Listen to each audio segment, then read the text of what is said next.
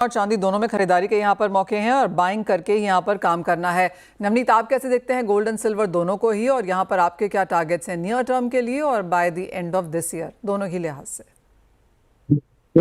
थोड़ी सी surprising rally हमें देखने मिली लास्ट कुछ दिनों में गोल्ड प्राइस में। इनफैक्ट 3 दिनों में करीब करीब 3,000 पॉइंट का इजाफा देखने मिल गया है।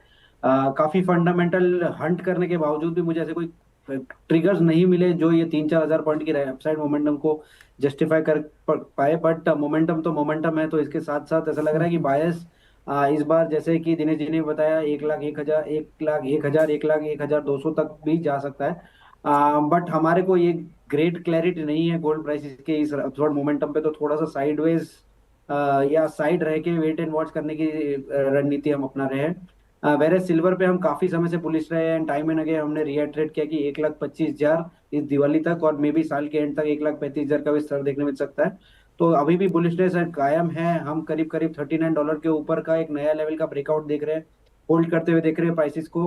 कोई खास फंडामेंटल चेंज नहीं हुआ सिल्वर में भी, बट ये जो मोमेंटम है जो कुछ हद तक गोल्ड और बिटकॉइन से मनी मार्केट शिफ्ट होके बाकी सारे एसेट क्लास में मूव हो रहा है, बेस मेटल में मोमेंटम दे रहा है। तो ये चांदी की आंधी मेरे लगता है कि 1,20,000, 1,22,000 के आसपास तक तो इसी मोमेंटम में चल जाएगी। तो वॉच, वेट एंड वॉच का रुख चांदी में भी अपनाते हैं, बाय एंड डिप्स की स्ट्रेटेजी करनी चाहिए। देखिए, लेकिन बात अब यहाँ पर मेटल्स की कर लेते हैं, क्योंकि कॉपर, एल्यूमिनियम, जिंक, आयरन और स्टील, नवनीत, सभी जगह एक बढ़त देखने को मिली है। पिछले 3 दिनों की तेजी के बाद आज कुछ कंसोलिडेशन है, लेकिन higher side of the range पे कारोबार होता हुआ नजर आया है।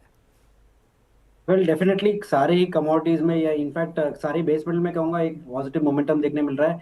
वेल 2 दिन पहले जो चाइनीज डेटा आया था वो एक पॉजिटिव मोमेंटम ट्रिगर करके गया है। उसके साथ साथ डॉलर इंडेक्स भी करीब करीब 98.5 से थोड़ा सा फिसल के 97.5 के रेंज में आया, जिसकी वजह से फिर से जो लैक लस्टर मोमेंटम देखने मिला था वो पॉजिटिव मोमेंटम में कन्वर्ट हो रहा है।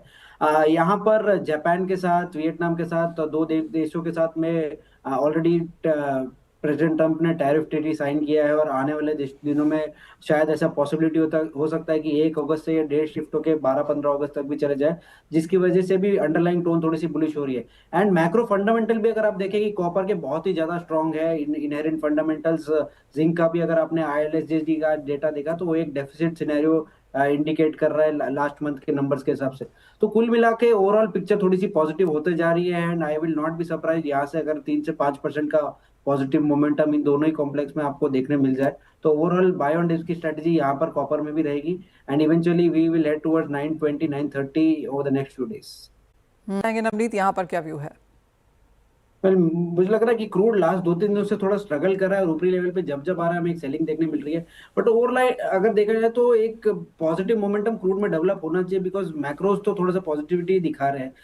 इनफैक्ट जहां जहां पे ट्रेड टेंशन थोड़े से रिड्यूस हो रहे हैं, कम हो रहे हैं, उसकी वजह से पॉजिटिव मोमेंटम आना चाहिए। तो आई एम लिटिल सरप्राइज कि थोड़ा सा प्रेशर में है prices, and I would like to play on the reverse side.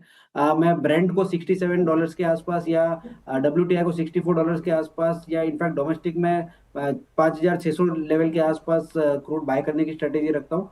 5,5540 आपका स्टॉप लॉस रहेगा, एंड रिवर्सल में आपको 5,750 तक के भी लेवल देखने मिल सकते हैं।